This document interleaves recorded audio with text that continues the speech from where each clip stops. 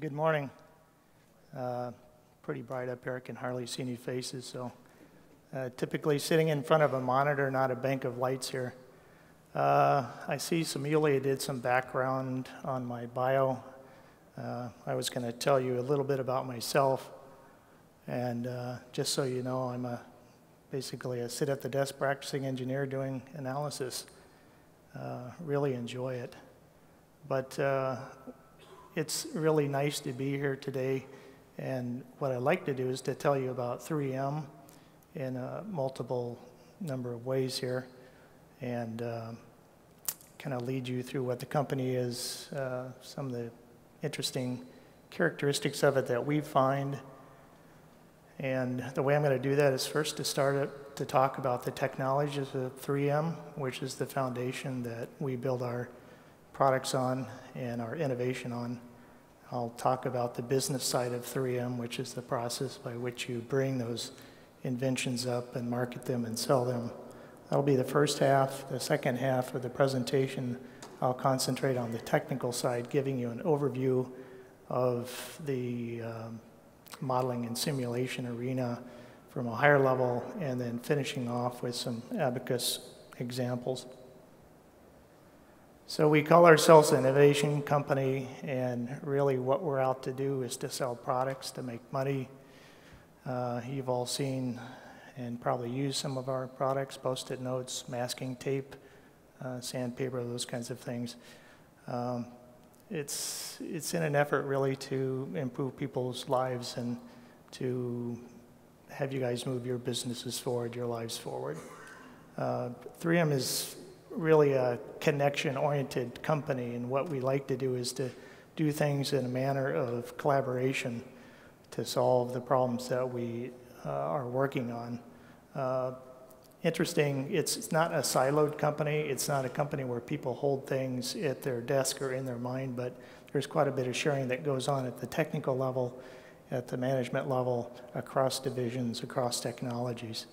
And where that comes out in innovation is that when you start crossing the technologies and the markets and the ideas, you get some really interesting results, all based on our technical platforms. It's at least in St. Paul, where 3M is based, there's a lot of very curious people, a lot of highly educated, geeky kind of people, chemists, scientists, engineers, those kinds of folks. So together, achieving more. Again, we like to focus on tackling problems for our customers, and working together is a way to do that. What I'd really like to point out with this slide is that, just to give you an idea of what 3M looks like, about 84,000 people. It's really all over the world. We sell products in 200 countries. We have operations, some kind of a building in 65. The magic, the key part of 3M is held in the 46 technology platforms that you see listed. And driving that are what we call our market businesses. These are businesses that hold specific divisions, product divisions, and those sit on the technology platforms. And 3M spend quite a bit of money and effort prioritizing the funding of our R&D organization. Even in these slow times, we've put a lot of money into that group to help work on innovation. Okay, here we go with some of the brands. Hopefully most of these are familiar to you. The 3M is the key brand, and then we have our supporting brands, Post-it notes, let's see here, the Scotch tape, sandpaper, so on and so forth. Surprisingly, these brands are what you see as consumer goods, although Scotch really delves deep in some of our other products as well. An interesting fact is if retail products only comprise 15% of those that we sell. The other parts of our products are buried in industries and really out of sight of the general public, so to speak, although you do run across them all the time. So I've kind of alluded to this, the magic that happens in 3M is in regards to our technologies. And it may not be a surprise that in a technology company that we have our own kind of geeky version of the periodic table of elements. In this case, we have our examples table, and these are made up of our 46 different core technologies. This is really where innovation in 3M comes from. I don't know how well you can see those. Hopefully you can read some of the little titles, but these technologies are shared across the company. They're not really owned by any one division, although some divisions may be the primary developer of it. They can be interconnected in 1, 2, 3, or 4 ways or more in terms of the technologies to create new and innovative products and processes. And then some of the market ideas that sit on top of these products also can be intermixed to create some new and interesting ways of creating new products and some ideas. To give you an example of how that works, I thought I'd pull out microreplication. This is one of 3M's key technologies. Microreplication was first started by some scientists coming up with a way to very interestingly put grooves into plastic. And some of you who may be my age will remember the overhead projector. That was one of the first applications where you had a bunch of concentric circles, basically a Fresnel lens in a thin plastic sheet that was used to transmit the light up and give you the image on the screen. That was a great product. I don't know that you see that much anymore. We have these nice electronic projectors, so that's kind of gone by the wayside. And personally, I don't miss creating those slides and having to put slides on the projector and take them off. But as time went on, the overhead projector, there's a newer one than the one my 6th grade teacher used. Some scientists came up with a way of, instead of just refracting light for the Fresnel lens within the overhead projector, they came up with a way of refracting and retroreflecting light, and they came up with what's our diamond grade sheeting product, as you see on those signs. Just about anywhere you go in the world, you see 3M's diamond grade sheeting. This is a step change from our earlier retroreflective sheeting. This is about 3 times brighter than what you see with standard glass bead stuff. So very, very interesting. And the little green picture in there is a micro scope picture of what those little cube corners look like that retroreflect the light. As time went on with microreplication technology, the engineers and scientists started looking into other applications. They got into the use of magnetic recording LCD displays as well as abrasives, and we'll talk about that a little bit more. One of our big game changers for 3M was something called brightness enhancement film, BEF. BEF is something that all of you have seen and might be seeing at this point. I know the screen that I'm looking at here might be a BEF product. Brightness enhancement film goes on televisions. It also goes on a lot of Apple products. BEF is a wonderful product in that it helps brighten displays. In the early days, it was as much as 2 times brightness over what you would get over competing technologies. What this did for some of our customers is that it obviously made screens brighter, it helped with resolution, but more importantly, it decreased power requirements. The brightness enhancement film became a big, big player for us. We made a lot of sales in it. And so on and so on. These connections keep going. People keep thinking of new ideas on what to do with some of our products. So with microreplication, this had also branched out into adhesives, microstructured adhesives. So there's one thing about just laying down adhesive in a nice flat strip, but there's also something about putting some interesting features in that adhesive to give you some kind of response or some interesting characteristic of that adhesive that you couldn't get otherwise that came out of microreplication. Direct delivery, we have some interesting micro-replicated parts for our drug delivery business.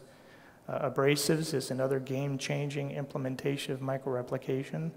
Our Cubitron 2 product is a structured abrasive material made from a ceramic sol that's cured into perfect shapes. We design and create these ceramic shapes so that instead of crushing and gluing rock and other kinds of minerals to make sandpaper, we're doing the same thing with these perfect shapes. And what that's done with our abrasives business is revitalize it, making products that you get it out of the box, it's cutting perfect, it's making a perfect cut right off the bat, and it continues until the very end of its life when it just falls off, has a much longer lifespan. Maybe that's not a good idea, making products that live longer, but it's a much better product. That's going very, very well. So I think the corporate line here is that you can't go 3 meters usually without seeing or touching some kind of a 3M product. I like to say you can't really swing a dead cat without hitting a 3M product. And where you see that is in aerospace. We have protective films, tapes, glues, adhesives, all kinds of things. A place that you don't normally see it, the medical office, many, many different products there, wound care, surgical drapes, scrubs, antiseptics. It's in your teeth, your restoratives, your crowns, and so forth. Spray, face masks, paint spray, scrubbers, probably all hopefully have Scotch-Brite scrubbers. We do quite a bit of light management. We're in the power industry. Some of the cables that you see, high-tension power lines, are 3M. You see the signs there. The automotive industry is one of our longtime partners, marine, and it goes on and on and on.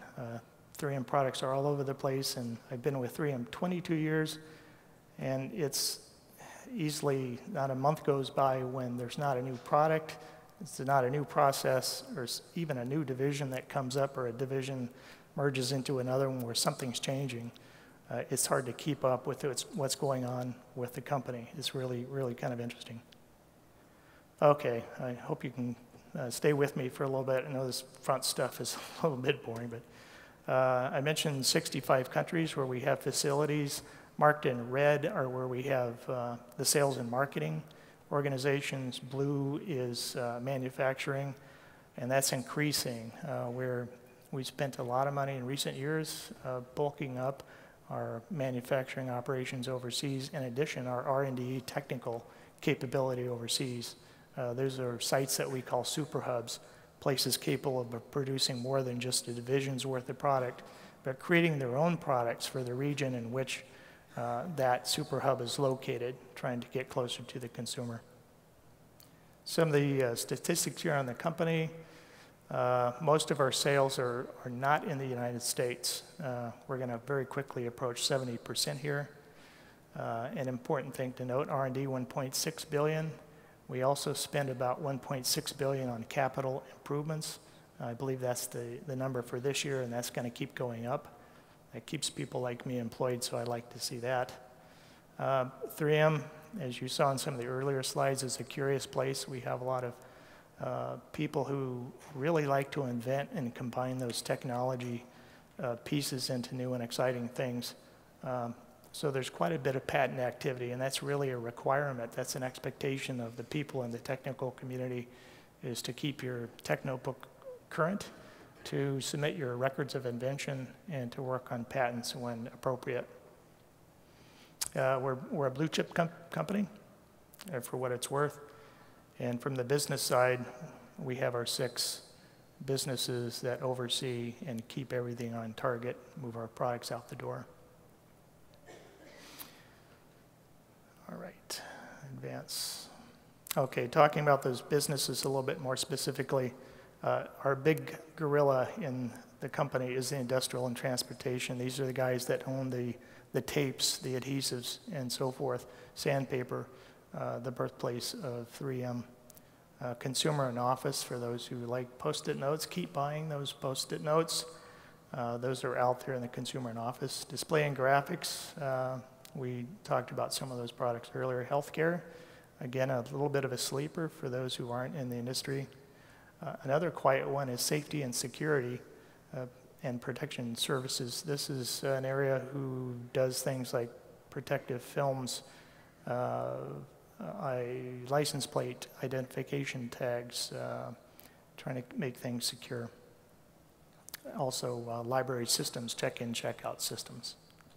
Electron communications, our sixth market. We do quite a bit in the area of electrical connectors in all stripes. So this is the business side of 3M. These are the groups that have multiple divisions within each. They shepherd the products from infancy up through sales and manufacturing and keep the business together that way and sit on top of all the technology platforms that you saw earlier. I'm going to move into my examples in a bit here, and these are the four markets that the examples are going to cover.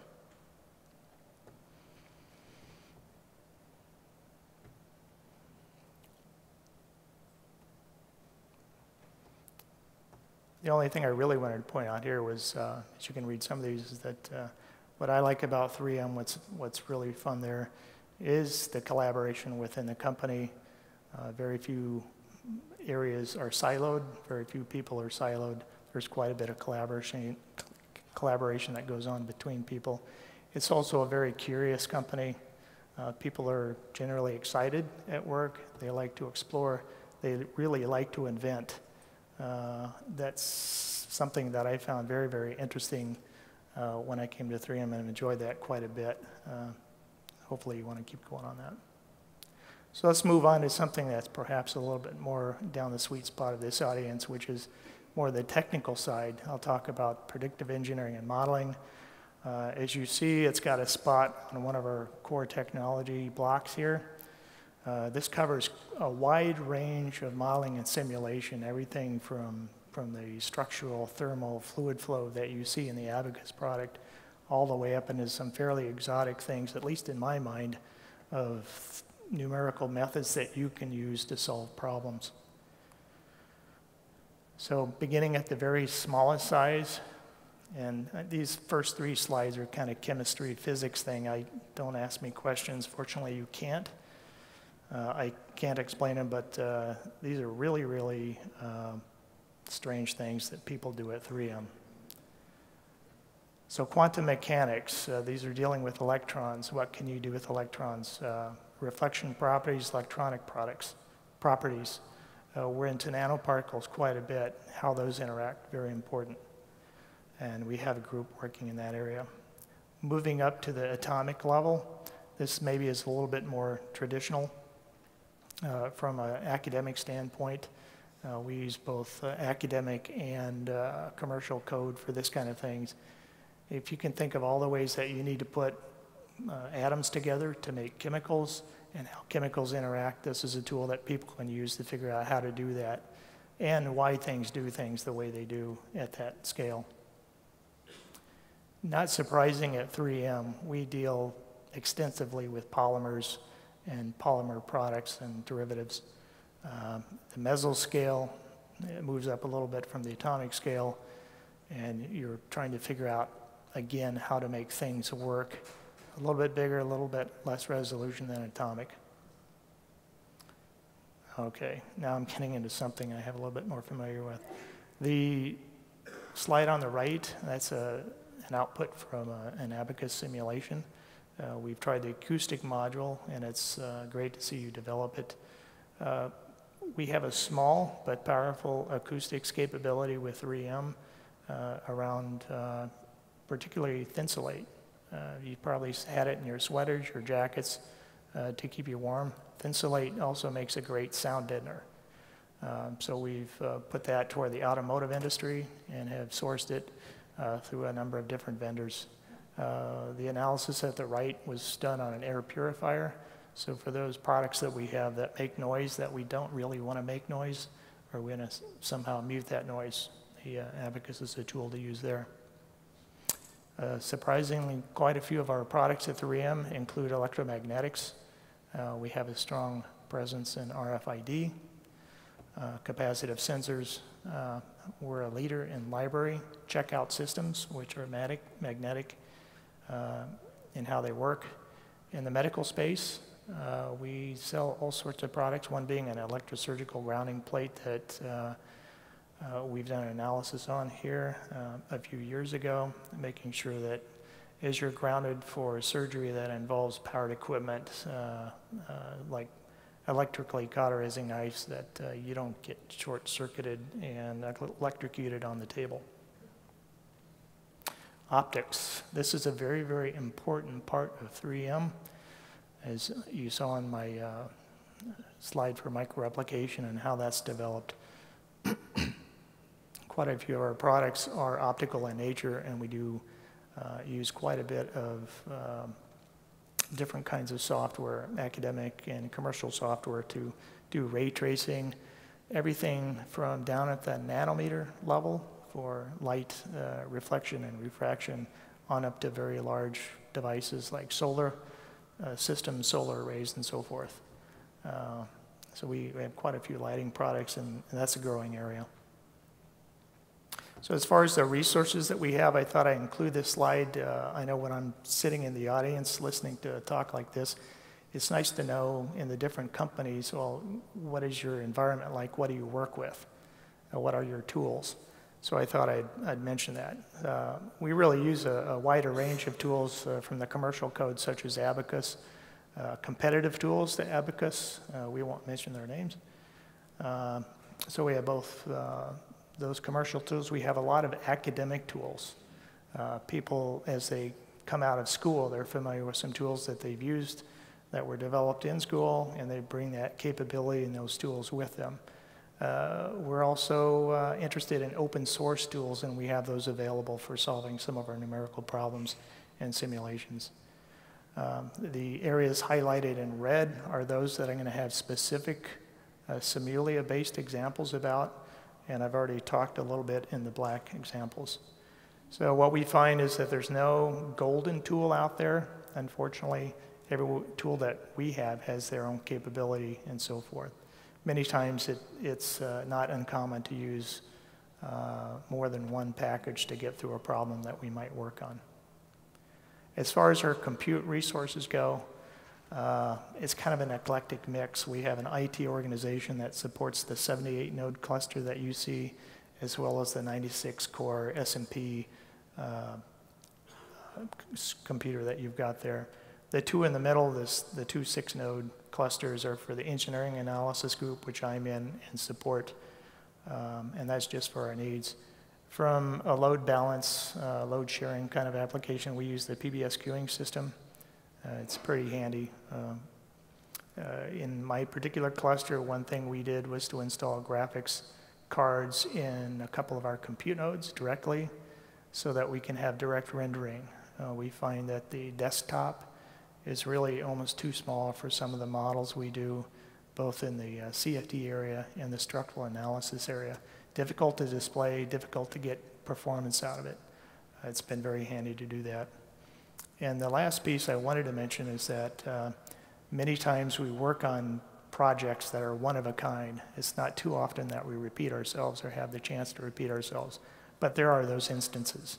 In particular, for some of the products that we sell, our customers would like to have the capability of analyzing how they would use our product that we supply in their item that they sell. For instance, the in-ram sheeting material which we sell to the automotive industry, which goes and wraps around catalytic converters. We have a number of different programs. That's one of them, where we supply a web-based interface to both internal and external customers, where they can input their parameters, say submit. It goes off to one of the compute systems, the job is solved, a report is written, and that's emailed to them. So for those specific instances where we can repeat ourselves, that's been a very handy tool and something that was developed internally. The groups that we have doing work, 2 full-time groups, the engineering analysis group, which is the one that I'm part of, and 2 folks here from EA with me today. Another person here from the PE, predictive engineering group, comes. These groups are both about 8 people each, roughly. And these are full-time people, always working in the analysis area. For the chemistry part, there are some full-time people working on some of the chemistry codes. I really don't know the exact count right now. And then scattered around the company, we have onesies and twosies, people who do part-time work as needed to solve the problems that they need. And we all share the tools, we share the resources, and get to know each other as well. The US is pretty much where the modeling and simulation started in 3M, and it's growing. Recently, we've just added Korea to the Abacus family. They were added to our RAN. We have quite a bit of work going on in Japan, also Canada, and I've listed, for those who came from Texas, hopefully you'll be happy to see that I've listed that separately. I know some think it's really their own country. Thank you. My in-laws are Texans, and so I was trained how to deal with that. Okay, let's get down to the specific SIMULIA examples real quick here. The first one is a 3M helmet. This is a protective device. This is something that you would wear in a specific environment. We have a number of different varieties. This one has a face shield, which can kick up. You can pull it up. It's got a shoulder shroud and a neck shroud, clear visual visor, and what you don't see is up in the back of the helmet, the arrow's pointing to it, you have a hose coming up from the item that's sitting on the right. That's just the straps that hold a powered device and a fan and a filter media. We like to sell the filter media part, and this is how this all gets going. So this is a powered, full powered respirator helmet, and you can wear this in specific environments intended. From the modeling standpoint, why I wanted to show this is that this is an item that used to be developed pretty much as from an experimental standpoint. People would come up with the design, they would have it molded, they would test it, they would try and pass the ANSI tests by doing impact and squeeze tests, and it would take a long time to do the work. This is an area where modeling and the tool Abacus has come in very handy. This is the first generation helmet that was modeled. This is our baseline. What you see is an impactor. It's a ball that's being dropped. It's got a specific velocity when it hits the top of the helmet. And what we were doing with this was to find out and calibrate the materials to performance. We knew from experiments just how this helmet worked. We knew in the upper right-hand graph how much force was transmitted to the neck and head from the impact over time. The lower right-hand plot is how much deflection, or how much clearance, I should say, the inside bottom of the helmet has between there and the top of your head. It's important that the helmet doesn't bottom out on your head. And then the plot in the lower center are energies. This example is provided by Dylan, who characterized the materials in the helmet. You have the outer shell. You have the straps, which connect to the, and go over the head form, which isn't displayed here. The hangers connect the straps to the inside of the helmet, and up inside is an air duct that you don't see. A lot of the materials were characterized as either viscoelastic or hyperviscoelastic, and Dylan spent quite a bit of time getting this right, the techniques to measure the materials and get those looking well, so that he had good correlation between this particular product in the model compared to the what was measured. And what's key to that is all of that work that went into that baselining was then transferred to the next generation. Here you see a slightly different helmet. The purpose of this one was to keep up with the Joneses. It's got a little bit cooler styling. I don't know if you can see that, but it's a little bit lower profile, so that looks better. The particular force and displacement responses are very similar to the earlier helmet, but what's really novel about this, and this is where the power of modeling comes in, is that the first helmet, as it was developed and done exclusively through experimentation, took 10 years from start to finish. Extremely long time. That's really not realistic and competitive. Dylan was able to get in with this division, work with them closely, developing the techniques and the modeling capable of taking a new design, and they went from conceptual idea to putting it on the shelves in 3 years. It'd be nice if you could do it in a year or less, but 3 years is market improvement over 10. The early models of this helmet used to run overnight. Dylan is our master token user for problems just like this. The latest models with some of the technologies embedded in Abacus take about an hour to run. So very quick, you can very quickly figure out how some of these things are going to work. Other pieces that go with some of these projects that we have, in particular for the helmet one, is the face shield has a requirement in addition to the impactor hitting the top of the head and also a squeeze test, all of this done at different temperatures. This is an 8mm steel ball that's hitting the eye level of the face shield, and you have a requirement to make sure that at the eye level every 20 degrees that there's no penetration and that the face shield will stay intact and so on and so forth. So what you see is Dylan's work here showing the stress and response of the face shield. So this adjacent part to the main helmet, very quick and easy for Dylan to add that. Now Dylan was so successful with the first helmet, these guys really started to like him. He was saving them a lot of time. Here's another example of where modeling is integrated in other things. This isn't the powered respirator, but this is a regular breathe-through respirator, and you can see some of the equipment with it. It too had an impact thing that it needed to do.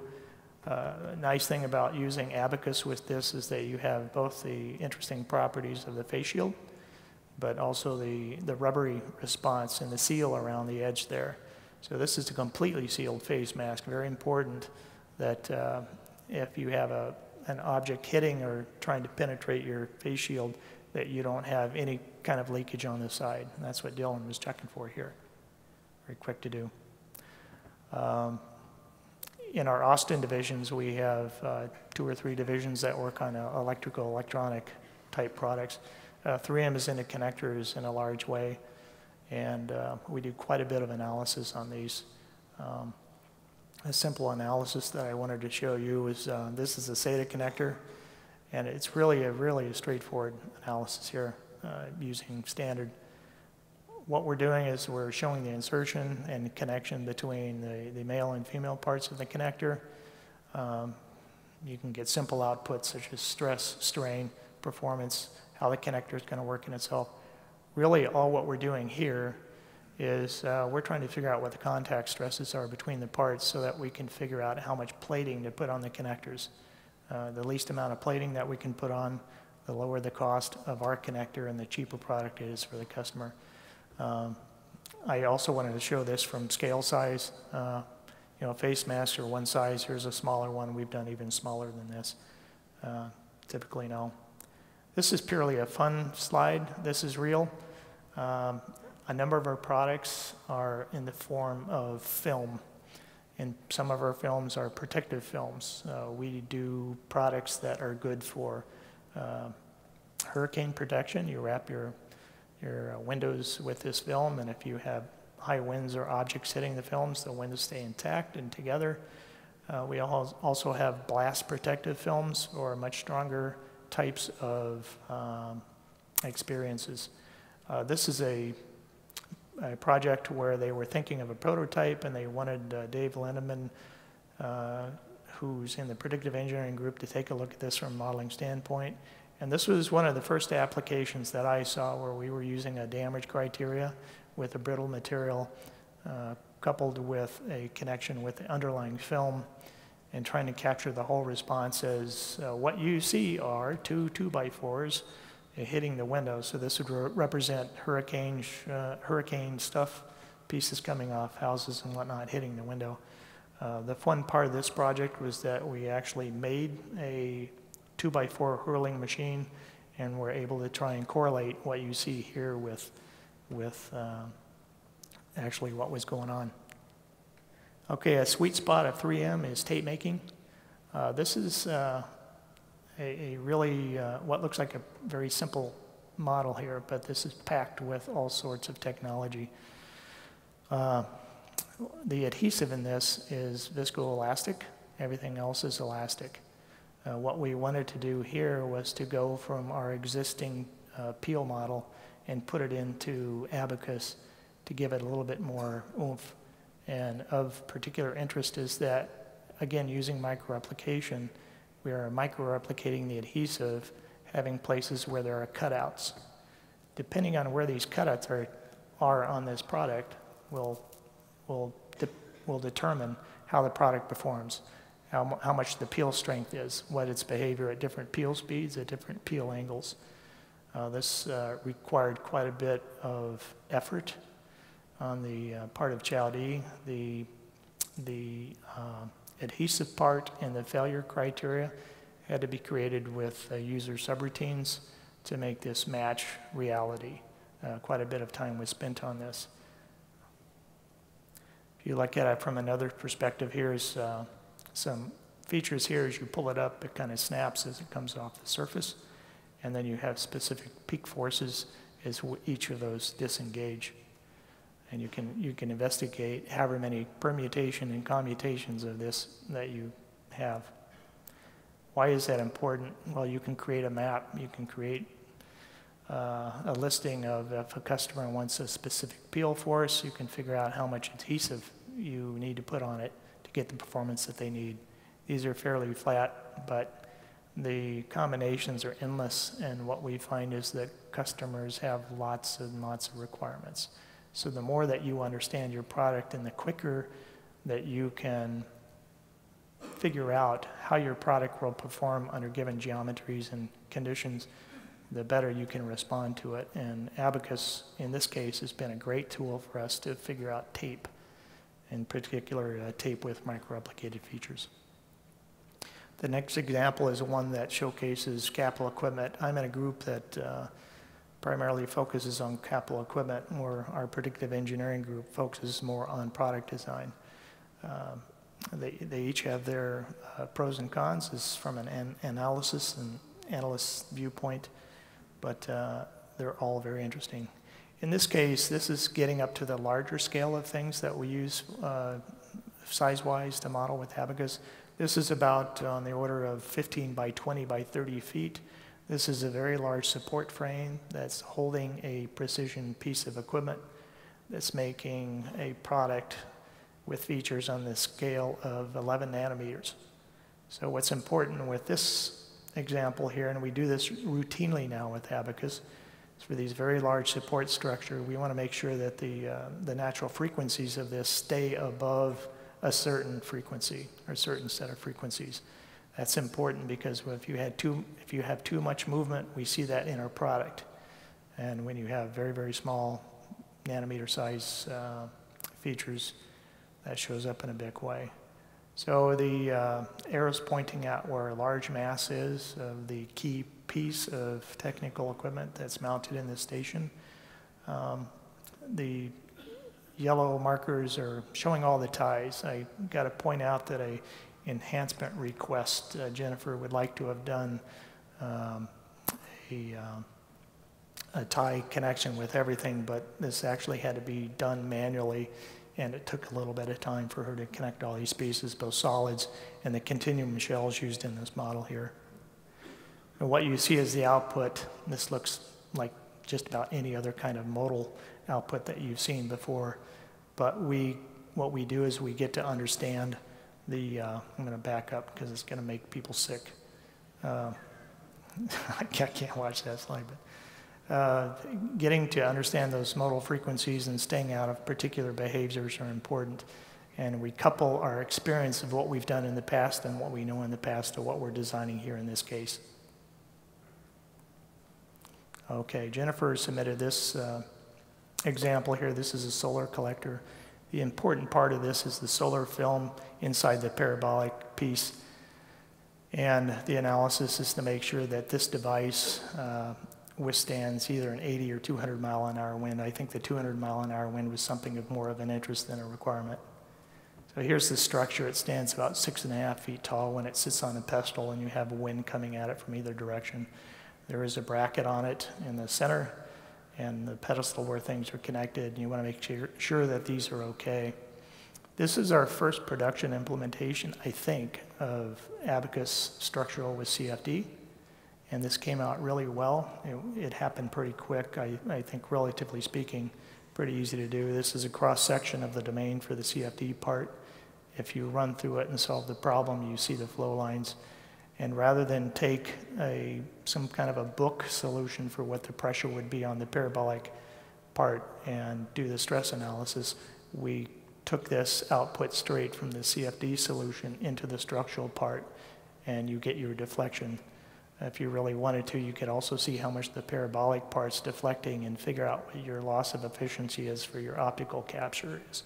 But in this case, you're really worried about the bracket, the structural supports, and whether or not this is going to rip off your roof or not. The final example that I want to go through is another one that's kind of a sleeper in terms of technology. Quite a bit of what we do at 3M involves web processing. So Post-it notes, tape, films, all those kinds of things that are pretty flat are done usually wide and fast. So we make it by the yard and sell it by the inch is how we typically refer to that. In some cases, in this one we have a coating step, it may be a casting step, pressure could be involved. You could be laminating, combining different materials together at different temperatures, pressures, and so forth to create whatever novel product that you're creating. In order to do this well, you have to understand the physics of what's going on. Sometimes it's the physics of filling, it's the physics of coating, it's the physics of lamination. All kinds of problems creep up when you're dealing with web-based processes.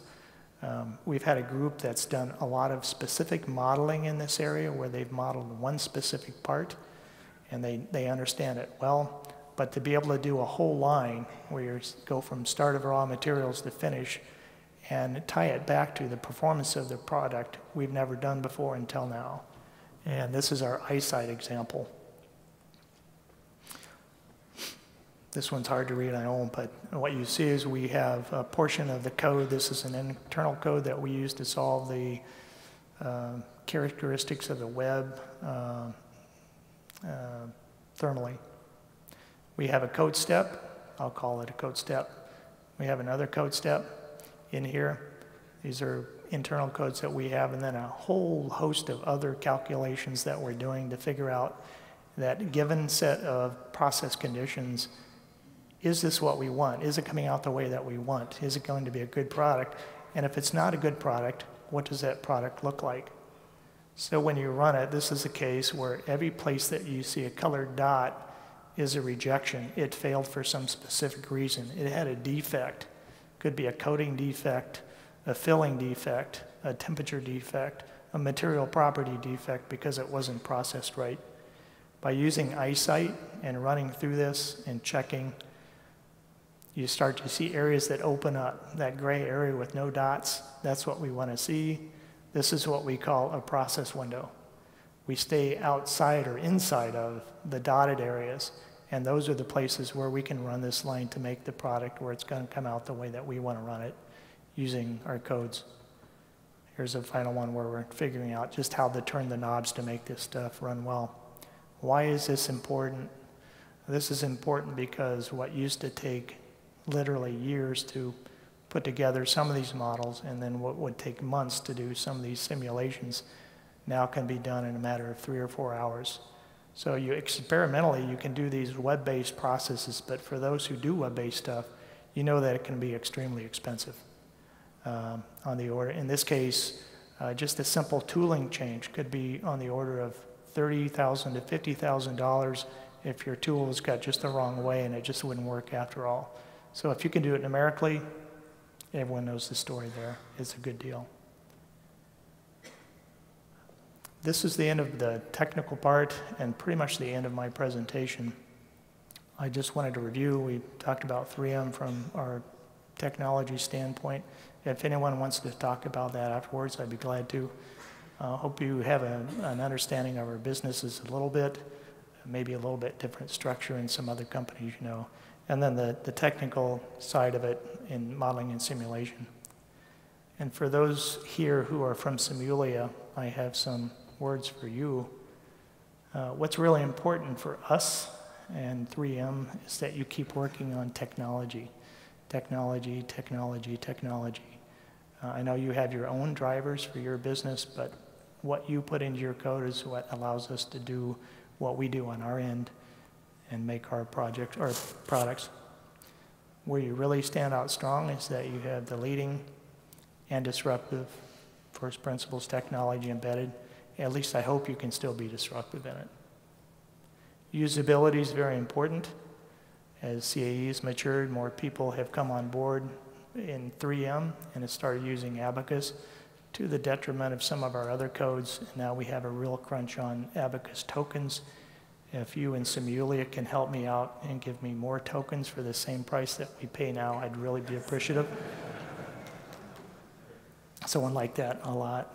I like that. And then rapid response technical support, very, very important to us. Abacus can be hard to use.